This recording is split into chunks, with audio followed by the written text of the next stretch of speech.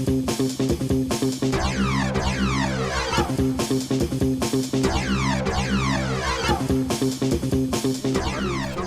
here, back with another reaction video. This time I'm reacting to something that I've been meaning to react to for quite some time.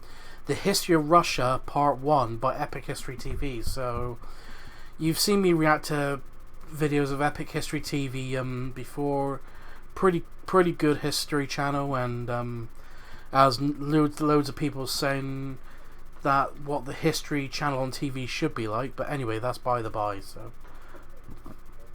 So this is History of Russia Part 1, quite a short video, so as I said, the usual disclaimer when I react to anything historical, if I don't react or have much input, it's because it's something I know very little about, so it's not history in... especially not in Britain, where we talk about the history of Russia so much, but the only parts that I know were the East was Eastern Russia was once invaded by the Mongols. I think it was under one of Genghis Khan's generals. I think it was called Subutai, I think. I'm not entirely... I can't remember. But I know they've been attacked by the Huns as well, and they also come from some part near, probably Mongolia, the same as the Mongols. So, and I know a little bit from because I've already seen Oversimplified's video about the Russian Revolution. So, and I know Russia has a history of serfdom, and that the royal family car Tsar Nicholas II was the last, him and his wife were the last royal family in Russia. So I think some of the other Romanovs escaped to other parts of Europe, but I'm not entirely sure. So as I said, I know a very little about Russia, because it's not where, from my memory, it's not been taught about much in schools in this country. So anyway, I've been rambling on enough. The link to the original video will be in the description down below. Please subscribe to Epic History TV, and let's not waste more time. Let's get into this. And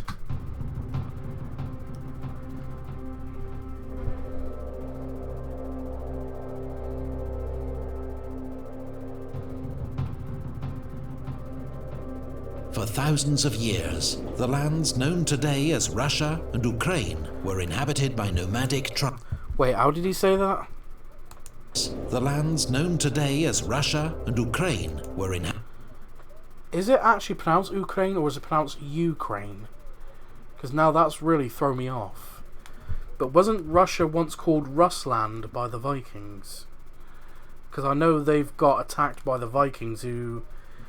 because I know that's another thing that I remember learning, that they got some slaves from Russia and took back to Scandinavia. But I think back then Russia wasn't as unified as it is today, so like most countries. Inhabited by nomadic tribes and mysterious Bronze Age cultures. The only record they left were their graves.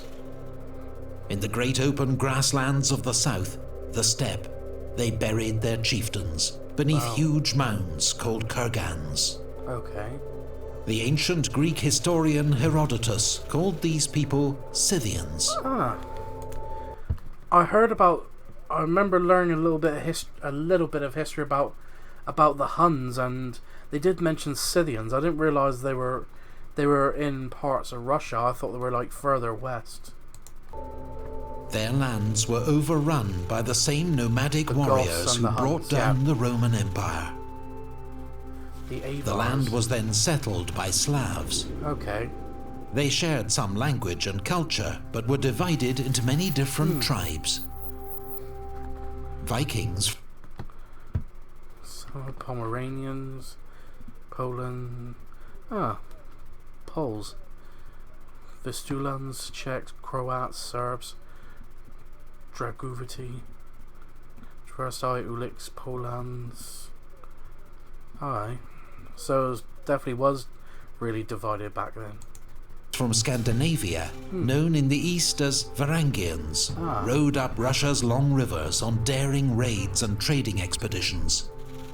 The Volga. According to legend, the East Slavs asked a Varangian chief named Rurik to be their prince and unite the tribes. He accepted and made his capital at Novgorod. Okay. His dynasty, the Rurikids, would rule Russia for 700 years. His people called themselves the Rus and gave their name to the land. Rurik's successor, Oleg, captured Kiev, making it the capital of a new state, Kievan Rus. A century later, seeking closer ties with the Byzantine Empire to the south, Vladimir the Great adopted their religion and converted to Orthodox Christianity. He is still venerated today as the man who brought Christianity to Ukraine and Russia. Yaroslav the Wise codified laws and conquered new lands. It does point to reason that some people forget about the divide between the Catholic Church and the Orthodox Church. Mostly in the West, we talk about it's mostly been mentioned the divide between Catholics and Protestants, not Catholics and Orthodox Christians. So his reign marked the golden Yaroslav age the of Wise. Kievan Rus. It was amongst the most sophisticated and powerful states in Europe. Kubach Kuman. But after Yaroslav's death, his sons fought amongst themselves. Kievan Rus disintegrated into a patchwork of feuding princedoms, just Wow. as a deadly new threat emerged from the east.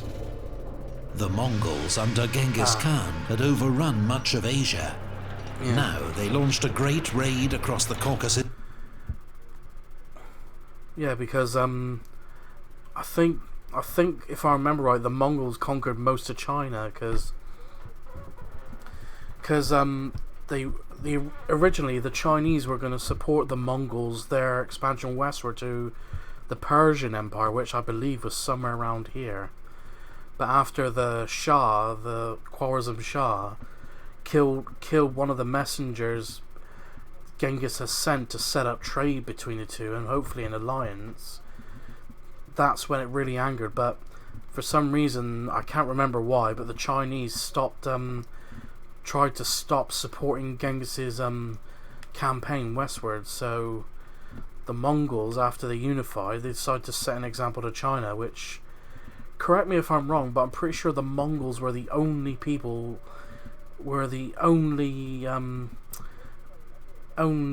people to break through the Great Wall of China. And from what I remember, Genghis just wasn't like any barbarian, as they called him. He was like more sophisticated than he seemed. Like, for one, he understood the power of the written word, and he understood the what do you call it? Technological advances done by the Chinese, like the use of gunpowder, which was first used by the Chinese according to most history books. And after Genghis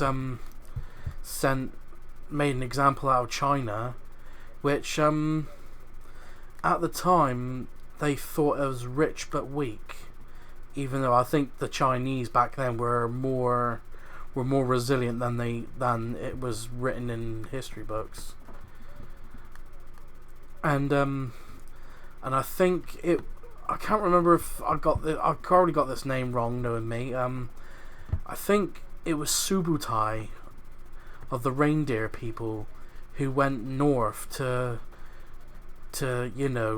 conquer all the north and across that way to I think it's to attack the Russian states up here, which I don't know if they were called Russians then, but as I said, I think the Persian Empire, which was somewhere around here, they conquered the capital of the Persian Empire, which I think was Samarkand, which a city was meant to withstand the siege for for 6 months fell in 5 days. But I won't go into too much detail because you could probably find out for yourself. His mountains and defeated the Kievan princes at the Battle of the Kalka River. Wow. But then withdrew. Okay. 14 years later, the Mongols returned. Wow. A gigantic army led by Batu Khan overran the land. Cities that resisted were burnt, their people slaughtered. The city of Novgorod was spared because it submitted to the Mongols. Wise choice. Its prince, Alexander Nevsky, then saved the city again, defeating the Teutonic Knights at the Battle of the Ice, fought above a frozen lake. He remains one of Russia's most revered heroes. Okay. The Mongols ruled the land as conquerors. Their new empire was called the Golden Horde, ruled by a Khan from his new capital at Sarai. The Rus princes were his vassals. They were forced to pay tribute or suffer devastating reprisal raids. Wow. They called their oppressors Tatars. They lived under the Tatar yoke. Alexander Nevsky's son, Daniel, founded the Grand Principality of Moscow, which quickly grew in power.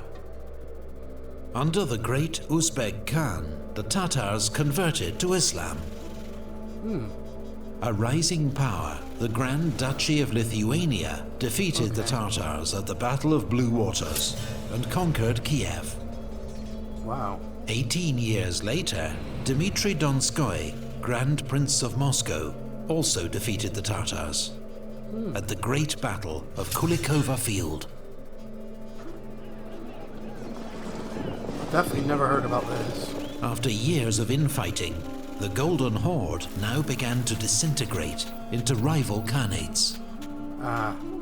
Constantinople, capital and last outpost of the once great Byzantine Empire, fell to the Turkish Ottoman Empire.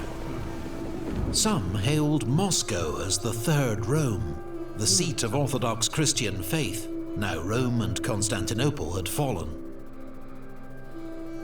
Meanwhile, the Grand Princes of Moscow continued to expand their power, annexing Novgorod and forging the first Russian state.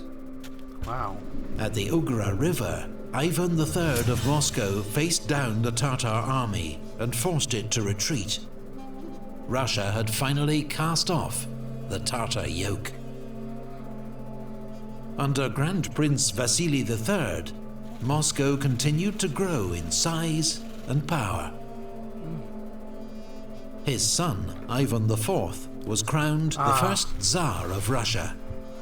He would be remembered as Ivan the Terrible.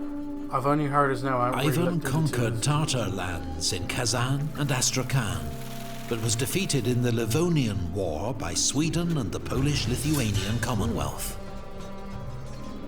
Ivan's modernizing reforms gave way to a reign of terror and mass executions, fueled by his violent paranoia.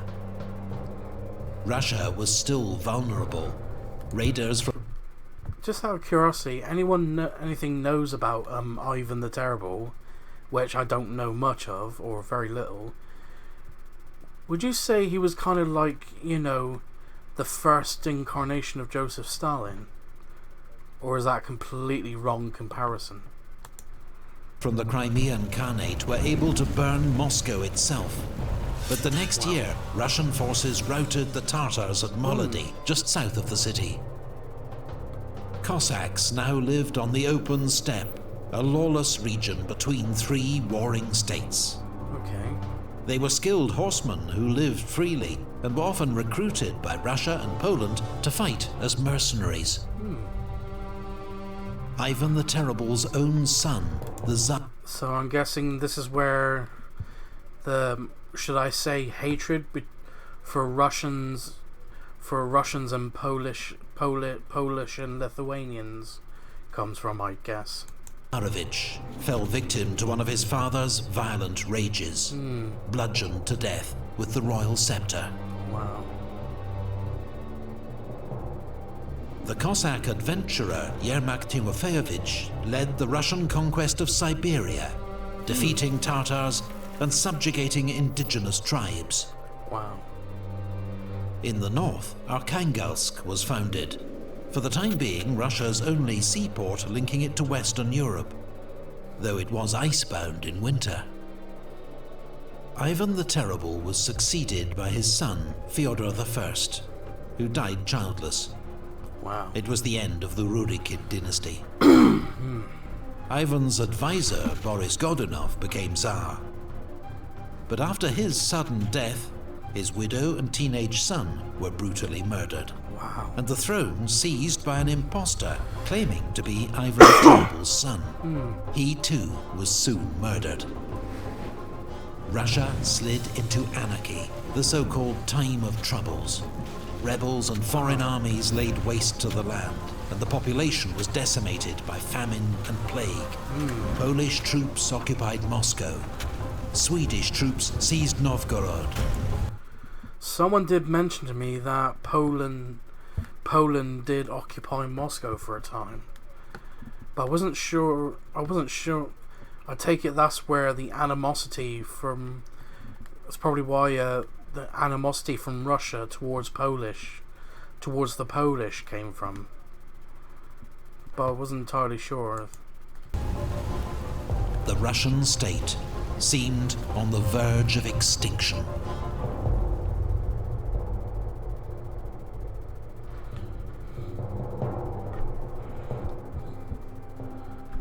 And that'll do it for part 1. So this has been an interesting video, and I found out a lot more than what I realised. So anyway, if you enjoyed this reaction, please like, comment and subscribe, and I'll see you in the next